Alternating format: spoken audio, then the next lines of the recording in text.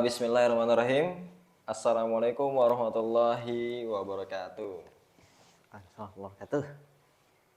Ya teman-teman semua, teman-teman onlineku, ya teman-teman onlineku. Ya jadi di sini sebelumnya ya baru gimana? Mungkin bisa diceritakan, bisa ketemu dengan aku. Nah, oke. Gimana sih caranya aku tuh bisa kenal dengan Mas Haidar ini ya? Oke. Kita emang cara nggak sengaja nih. Emang kita kebetulan satu alumni ya, Mas ya. Ya. Satu alumni, namun beda angkatan. Nih kakak kelas saya nih dulu. Kakak kelas 2 tahun. Iya. 2 tahun di atas saya. Kebetulan Mas Haidar ini ketua kamar lah dulu di pondok itu ada namanya kayak ketua kamar. Itu ya yang ngatur-ngatur, yang ngurusin kita. Nah, kebetulan saya pribadi ini diurus sama Mas Haidar ini, Masya Allah. Emang banyak pelajaran yang saya dapatkan dari jadi anggota beliau nih. Masya Allah. Nah, habis itu selain itu juga, kebetulan kemarin pas saya juga baru tahu kalau Mas Haidar ini ternyata di UMS nih teman-teman. Sebenarnya udah pengen, emang beliau kan udah melalang buana lah, apalagi kajian-kajiannya siapa sih nggak tahu ya kan? Kajian-kajiannya tentang di masjid kampus 1, kampus 2 itu banyak sekali itu. Sebenarnya pengen negur, cuman apalah daya ilmu saya tidak setinggi itu, jadi agak rasa malu sebenarnya untuk menegur gitu.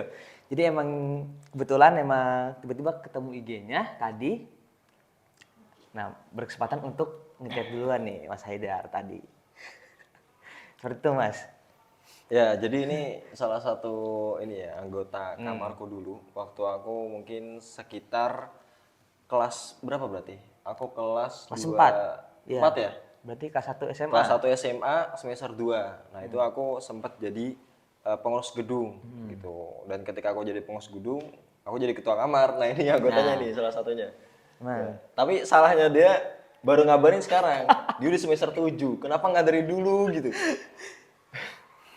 ya itulah. Indahnya Mas gitu. Indahnya seperti itu, Mas. Kenapa? Kok bisa dikatakan indah itu kenapa itu? Kita jadi kan awalnya kalau akhir kan namanya penyesalan ya.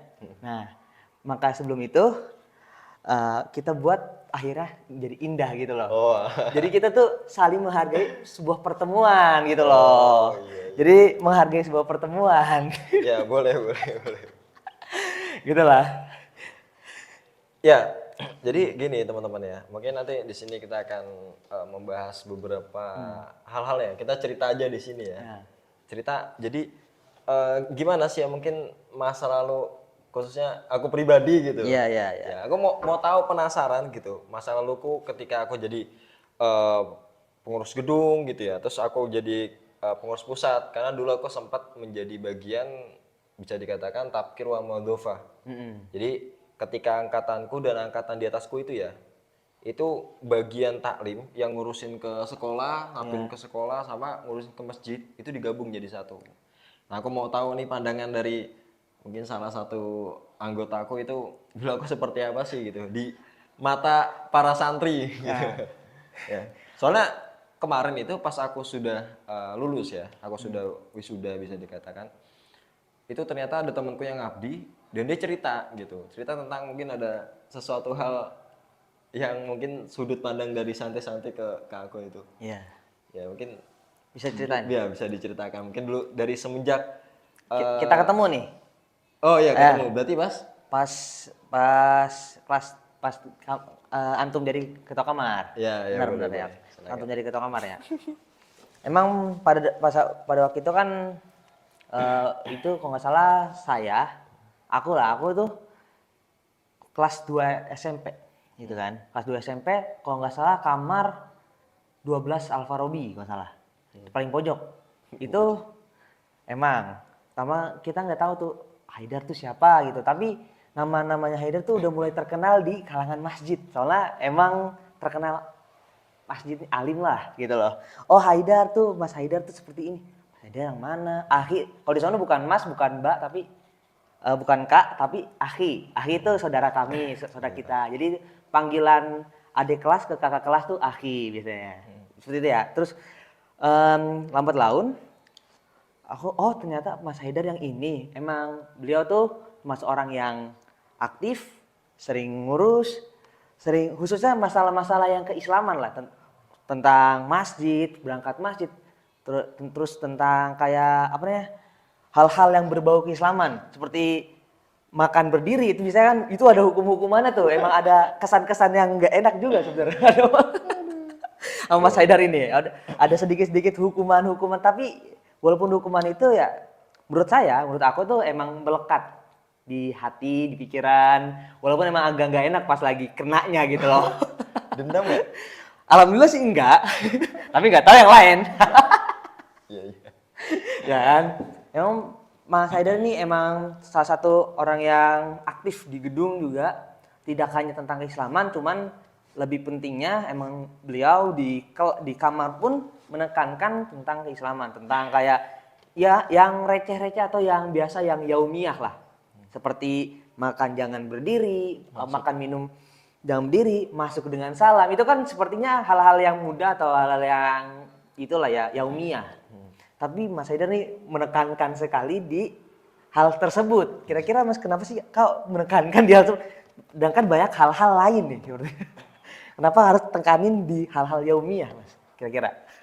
Ya, ini ya mungkin pertanyaan.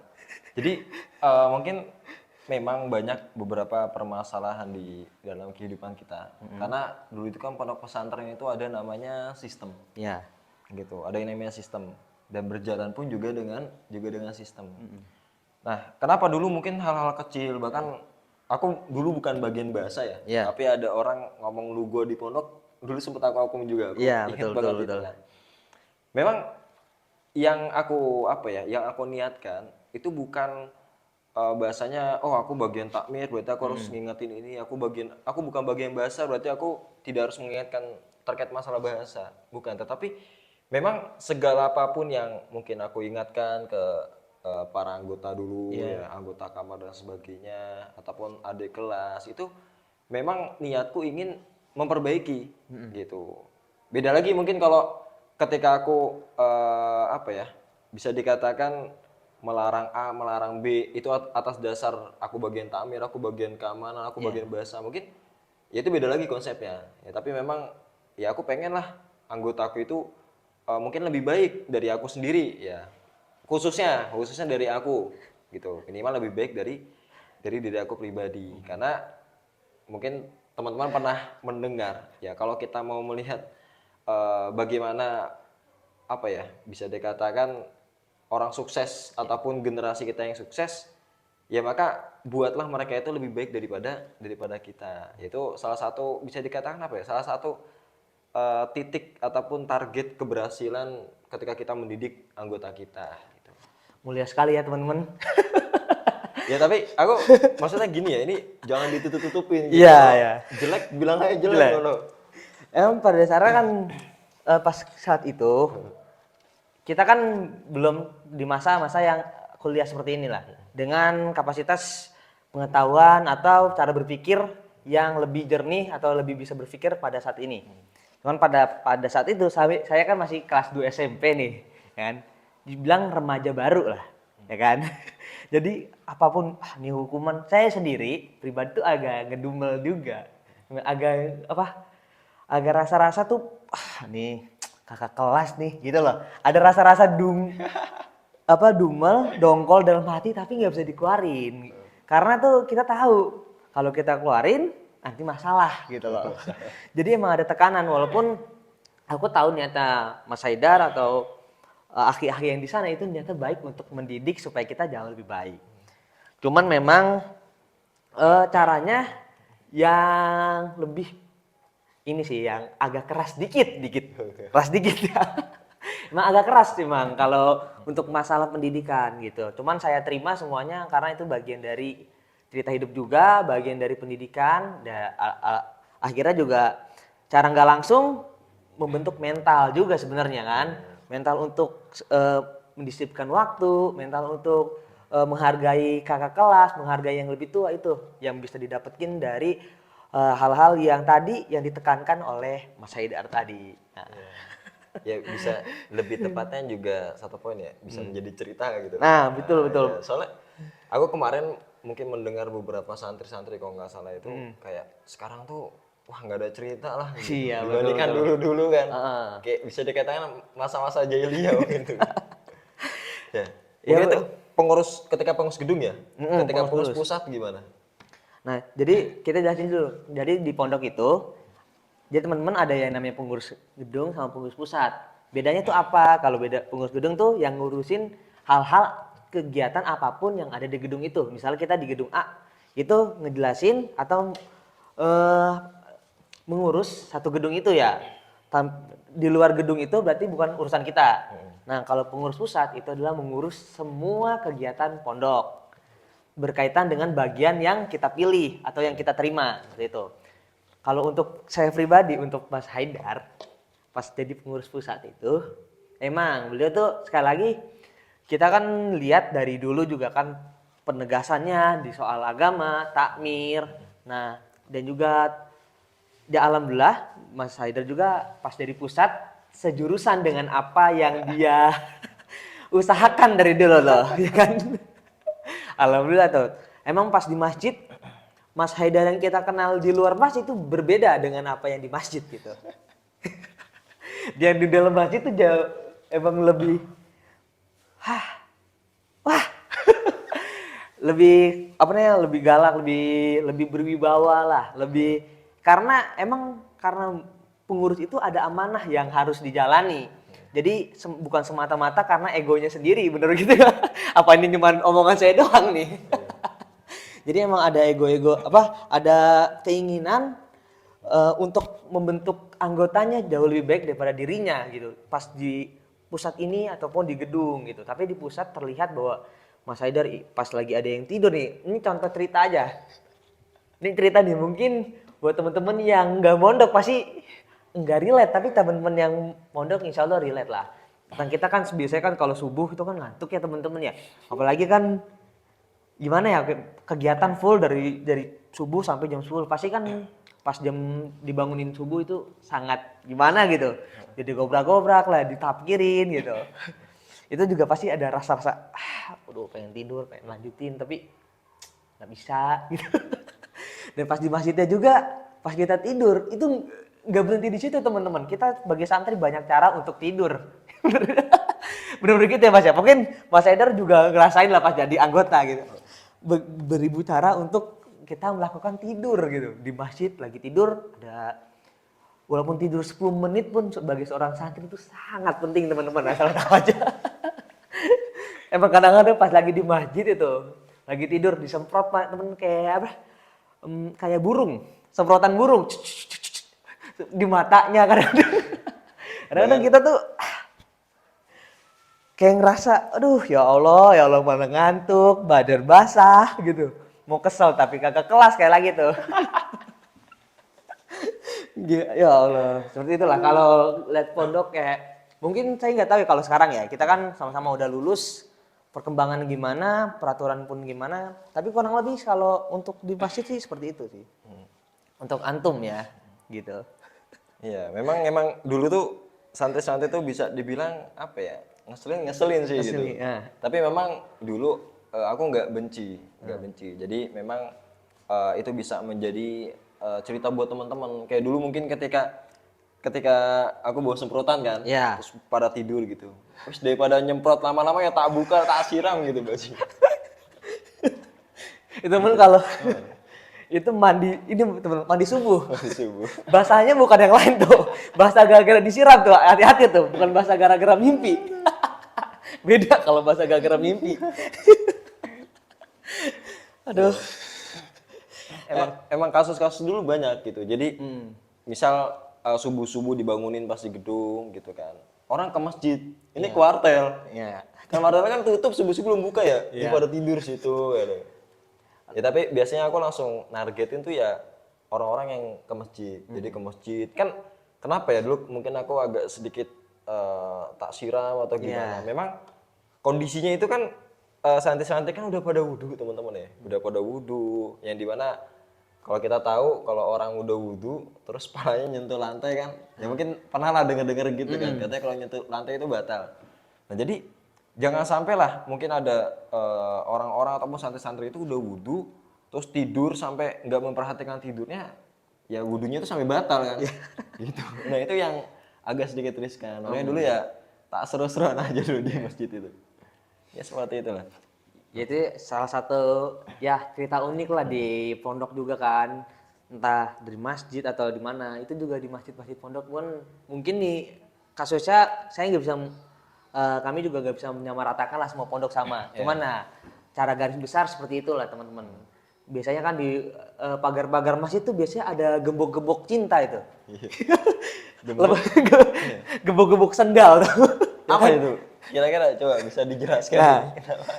jadi temen gitu, di sana tuh emang rawan gitu. Kalau kita di masjid kan namanya kita bareng-bareng semuanya ya kan. Kayak sendal itu kan kayak harta paling berharga bagi seorang santri adalah untuk mobilitas, untuk melakukan sesuatu kan pakai sendal. Kalau sendalnya hilang, pasti itu dia diam diri di masjid gitu loh, ke kemana-mana. Jadi susah untuk kemana-mana. Jadi kadang-kadang kalau di masjid kami dulu, itu ya, pas saya juga, pas Mas Haidar juga mungkin, itu banyak sekali gembok-gembok yang tergantung di pagar-pagar. emang akal-akalan santri memang banyak banget gitu loh, untuk mempertahankan hartanya. Iya, bahkan sampai karatan gitu. Sampai karatan, sampai susah, bahkan sampai gembok kuncinya hilang pun diangkat teman-teman. Makanya dulu kalau nggak salah pernah ada ini ya, yang apa pemotongan gembok-gembok gitu iya. di pagar. Karena ya tadi, jadi biasanya kan memang santri itu dulu kalau sendal itu kan digembok, ya, daripada dibawa pulang pergi ya cantolnya di pagar gitu. Nah yang parahnya itu tadi sampai kok ini gembok kayak nggak ada pemiliknya sampai karatan gitu ya. Apa masih di pondok atau enggak? Kayak itu kemungkinan besar sih orangnya lupa kalau dia punya sendal. Ya kayak gitulah kalau. Nah tadi kan kita udah denger nih kalau misalnya dari POV dari seorang anggota lah nih, dari seorang pengurus nih kira-kira nih gimana nih lihat anggota, atau ada nggak sih kebencian atau rasa-rasa pengen nih gue pengen masukin dia ke inilah, pengen iseng lah, pengen itulah, namanya pengurus pas khususnya pengurus pusat lah ya, jadi penguasa pondok dalam tanda kutip teman-teman, penguasa pondok itu ada nggak sih rasa-rasa ingin jahil ke anggota gitu loh? Kalau ada kenapa? Ya memang gini ya teman-teman semua, kalau rasa jahil mungkin enggak sih, rasa jahil, rasa benci mungkin enggak, ya lebih tepatnya bisa dikatakan rasa sayang gitu. Rasa Karena sayangnya ya. mungkin teman-teman tahulah sendiri ya, kalau ada orang tua kita mungkin sangat cerewet bisa dikatakan kepada kita, ataupun mungkin banyak nasihati, nah itu kan bukan benci kan, tapi sayang. Tapi dia emang di pandangan seorang anak tuh pasti Beda-beda ya. beda-beda. Ya sama kayak santri juga gitu terkadang. Makanya memang dulu gini teman-teman ya, kalau bisa dikatakan dulu kan aku bagian sentral ya, yang dimana mungkin hampir 24 jam bahkan sampai digabung. Jadi dari subuh itu kan bangun terus napkirin anggota ke masjid, terus di masjid juga pengurus itu berdiri juga kan sampai selesai sholat gitu. Terus abis subuh jam jam kelas itu jam berapa? Setengah 7 ya? Jam 7. Jam 7. Jam 7 kurang 15. Iya. Jam 7 ke 15 tuh napkirin lagi ke kelas gitu kan. Terus sampai jam 9 itu Istirahat. istirahat. Nah, terus abis istirahat napkirin lagi ke kelas. Terus ketemu juhur napkirin lagi napkirin anggota lagi kan. Terus berdiri lagi di masjid itu sampai malam tuh zuhur, abis zuhur ada sekolah lagi napkirin, asar napkirin lagi. Terus maghrib napkirin, abis maghrib ngaji napkirin, isya napkirin, nah habis isya nih ada belajar malam napkirin lagi.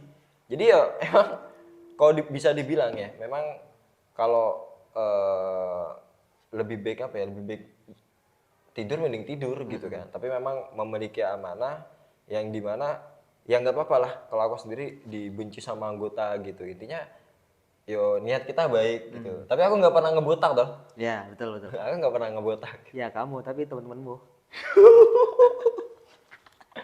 Iya, ya mungkin emang inilah itu kan ada apa nah kebijakannya masing-masing setiap orang setiap individu beda-beda lah ya. Iya. Emang saya juga kan dulu ngerasain juga jadi pengurus emang secapek itu teman-teman gitu loh. Mengurus satu pondok dari pagi dari mulai tidur hingga tidur lagi emang itu capek banget gitu. Capek banget. Secara mental, fisik juga itu kena gitu teman-teman. Kalau emang belum terbiasa dengan kegiatan itu, semua itu pasti kan masih lelah lah. Nah, kadang juga kita juga mencuri tadi kan tidur juga hal yang penting karena kita mencuri-curi waktu tidur teman-teman gitu. Karena waktu tidur adalah waktu yang berharga sekali bagi seorang Waktu santri. emas. Waktu mas, apapun itu tuh pas kapanpun, pas pokoknya di sela-sela dari kegiatan kalau kita bisa tidur walaupun 10 menit 5 menit itu sangat berharga bagi seorang santri itu. Seperti itulah kalau mungkin ya tadi sih kayak misalnya iseng atau gimana ya mungkin itu kayak untuk menghibur diri aja kali ya mas ya. Iya, menghibur diri gitu. Menghibur diri, oke. Jadi kan mungkin adik-adik kelas kita kan pada imut-imut gitu kan, masih baru gitu. Jadi ya untuk udahlah daripada mikirin stres kan dari pagi sampai malam tuh nafkirin terus. Jadi memang kalau aku sendiri tak tak bisa tak sinkronin lah ketika lagi ngurus-ngurus. Ketika lagi di luar ya tak anggap tuh anggota tuh kayak adik sendiri gitu. Jadi memang cara emosional pun dekat lah. Hmm. Jadi anggota tuh nurut bukan karena inilah ya, bukan karena takut, tapi karena menghormati, karena menghargai ya. Kan kalau bisa mengikuti karena takut tuh beda, Beda. beda. Emang rasa itu beda, cara feel kita juga beda. Pasti anggota pun melihat kita juga beda, Iya, ya kan. benar. Ya gitu, tapi itu yang saya lihat sih ke Mas Haidar pas jadi pengurus emang ada rasa kepeduliannya sih kayaknya gitu loh. Amin. Emang rasa kepeduliannya emang dilihat dari pondok, track recordnya sampai sekarang dari jadi mahasiswa pun masih tetap sama dan stabil tetap di bagian takmir. Masya Allah, Masya Allah, Alhamdulillah, tabarakallah. Coba lihat anggotanya sekarang. Masya Allah emang saya salut tadi di situ sih kayak kok apa nih bisa gitu kan dari hal-hal yang di pondok bisa dibawa keluar pondok gitu loh. Itu juga jadi challenging buat saya sendiri karena aku pribadi pun saya pribadi belum bisa untuk ngelakuin secara full gitu. Ya cara yang ini aja lah yang kewajibannya aja kayak sholat 5 waktu pada waktunya itu menurut saya itu udah paling susah itu. Padahal itu basicnya teman-teman dari seorang santri. Belum yang lain-lain tuh. Iya, iya. Oke. Jadi itu sih kayak apa nih tanggapan aku ke Mas Haidar ini sih. Ya, mungkin itu teman-teman ya. Ini udah sekitar hampir berapa nih? Oke, sebelum penutup nih. Pesan dan kesan jadi seorang santri itu seperti apa sih? Untuk Mas Haidar dulu lah. Gimana nih? Pesan dan kesannya nih. Ya, pesan dan kesan. Hmm, Ya, kesan dulu lah kesan ya. lu. Kesan mungkin selama jadi santri dulu itu ya banyak lah beberapa apa ya, mungkin keseruan-keseruan gitu. Bahkan dulu tuh sebenarnya aku sampai ketika mau masuk pondok itu banyak beberapa orang tuanya teman-temanku tuh kayak kok masuk negeri karena dulu NIMku alhamdulillah bagus kan. Kok iya. bisa masuk negeri, kok lolos negeri, kok anaknya dimasukin pondok, sayang banget. Nah, ini menurut aku ini salah satu kesalahan teman-teman. Karena memang aku pun merasakan ya, ketika kita mungkin dulu pernah dibekalin dengan ilmu-ilmu pondok, ya memang yang masuk ke pondok kan gak semuanya orang baik ya. Ya. Tapi di sana itu banyak fasilitas yang ketika kita punya niat, insya Allah kita akan lebih baik lagi. Nah, mungkin kesan-kesannya apa ya? Ya banyaklah hal-hal yang bisa aku dapatkan dan ternyata ketika diri kita itu mengejar akhirat, ya mengejar terkait masalah agama yang sebenarnya itu lebih penting dibandingkan hal dunia, itu sampai sekarang aku rasakan yang gak ada matinya gitu. Bahkan bisa dimanfaatkan sampai detik ini, sampai saat ini lah. Berarti Insya Allah. berguna lah ya Mas ya. Sampai saat ini berguna apa-apa yang diajarkan di pondok tuh berguna ya Mas ya. Iya, alhamdulillah. Bahkan sebenarnya kan yang paling penting itu ketika kita hidup di masyarakat. Nah, ini ilmu-ilmu pondok itu sangat menurut aku bisa dipakai di masyarakat-masyarakat ketika kita sudah mungkin nanti sudah dewasa, sudah punya keluarga gitu. Betul, betul. Ya, terus pesannya buat teman-teman semua mungkin yang pernah mondok ya, yang pernah mondok ataupun yang pengen mondok, ya mungkin yang pengen mondok cari pondok yang bagus gitu ya. Pondoknya nggak cuman, jadi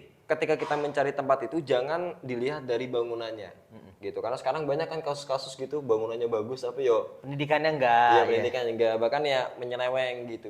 Jadi dilihat dari sistemnya, dari guru-gurunya, dari lulusannya gitu. Terus teman-teman yang sudah mungkin dari pondok, ya jangan malu atas identitas diri teman-teman. Ya sekarang orang tuh berbuat maksiat itu bangga, tapi berbuat kebaikan itu malah malu. Malu. Gitu. Jadi bukan di sini ria ya, tetapi kita jangan malu ketika kita mungkin dulunya itu pernah menjadi santri gitu. Bahkan jujur aku sendiri mungkin alhamdulillah bangga gitu ya pernah menjadi santri. Ya salah satunya adalah mungkin dari kerja keras dari orang tua aku gitu. Karena dulu memang orang tua aku itu waktu aku masih di pondok ya, itu kalau ngejenguk orang-orang mungkin pada pakai mobil, orang ibuku tuh mungkin ya motoran sama bapakku gitu kan. Terus kadang naik kereta, naik angkot. Jadi memang salah satu hal yang membuat santri itu mungkin bisa betah, bisa sukses tuh itu salah satunya adalah doa dari orang tua. Makanya teman-teman pesan dari aku ya jangan terlepas dari doa orang tua. Ya intinya minta doa dari orang tua selalu, karena ya insya Allah hidup kita itu akan berkah, hidup kita akan bermanfaat dan kita bisa menjadi orang yang lebih baik mungkin dari sebelumnya gitu.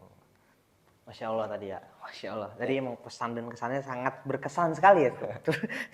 Sepertinya. Ya, coba gantian coba. Oh gantian, boleh boleh.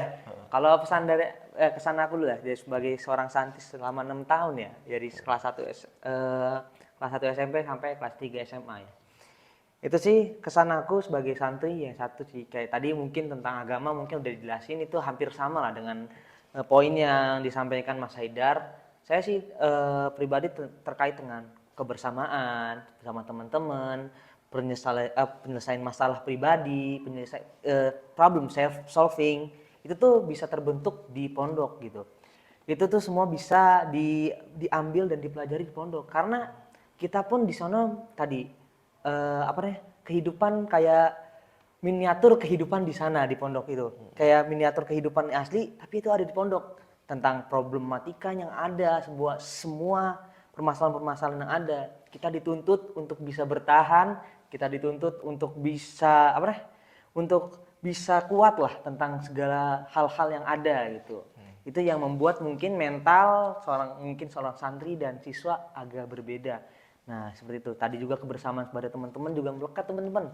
Kayak tidur bareng, makan bareng, itu tuh mungkin di luar pondok agak sulit. Bukan nggak mungkin, tapi agak sulit, teman-teman. Agak sulit, tapi itu yang paling berkesan, khususnya pas sudah lulus, kita emang bakalan kangen dengan suasana pondok, apalagi bersama teman-teman yang kita cintai dulu ya. Kalau pesannya sih untuk teman-teman yang jadi santri nantinya, atau yang pengen jadi santri atau pengen mondok, pertama ya itu tadi doa orang tua, kuatin niatnya dulu, gak usah mikir yang aneh-aneh. Sekarang pondok juga udah banyak yang enak gitu, udah banyak yang membantu memfasilitasi para santrinya untuk tetap betah, untuk mempelajari agama yang lebih dalam seperti itu. Dan juga jangan salah pilih pondok, teman-teman. Karena juga banyak pondok-pondok yang berlaga atau yang mengklaim dirinya tuh baik, padahal banyak yang menyesatkan. Tapi kita nggak tahu nih, kita jangan mengklaim bahwa kalau itu menyesatkan atau tidak, kecuali udah diklaim dari orang-orang yang ahli gitu, teman-teman. Iya benar. Ya, siap. Ya mungkin itu pesan dan kesan dari saya sebagai seorang santri. Ya. Ya mungkin itu saja teman-teman ya. Mungkin nanti kalau ada sesuatu bisa diisi di kolom komentar, misalnya ada beberapa yang kurang dari pembahasan kami semua. Ya semoga bisa bermanfaat buat teman-teman semua, yang entah teman-teman yang udah mondok, yang mau mondok, bahkan yang mungkin gak pernah mondok. Ya semoga, ya ini sebenarnya cuma cerita-cerita aja ya. Ini mungkin ini adalah subjektif kita berdua aja. Mungkin setiap pondok atau setiap orang-orang punya ceritanya masing-masing, teman-teman. Jadi apapun yang dengar nanti itu base-nya adalah cerita kami berdua gitu. Mungkin bisa relate, bisa sama, bisa enggak. Ya, seperti itu sih. Untuk tadi cerita-cerita tadi ya. Ya itu setiap orang punya masa lalu dan pengalaman masa lalu ya. Ya gitu. Ya mungkin itu saja dari saya, dari kami nih. Ya saya Haidar Fatah Ngosa Songko. Saya Muhammad Farhan Musyafa. Ya selamat bertemu kembali di Lain waktu kesempatan. lain kesempatan. Oke. Ya mungkin inilah jaminan syukran. Billahi taufiq wal hidayah. Wassalamualaikum warahmatullahi wabarakatuh. Warahmatullahi wabarakatuh.